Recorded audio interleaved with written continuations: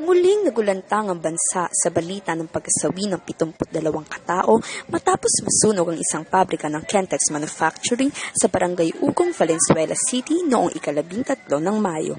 Umaabot sa 200 manggagawa ang nagtatrabaho di umano sa naturang pabrika.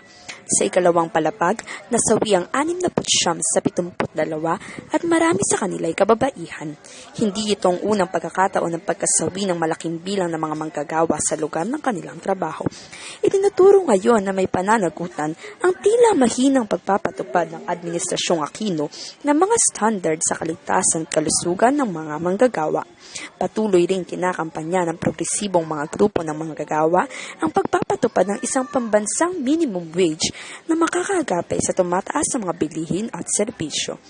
Kinapanayam ng Pinoy Weekly, si Nadia De Leon, Advocacy Officer ng Institute for Occupational Health and Safety Development, na naglunsad ng agarang fact-finding mission sa pabrika ng Kentex at may mahabang karanasan ng advokasya para sa kaligtasan at kalusugan ng mga manggagawang Pilipino.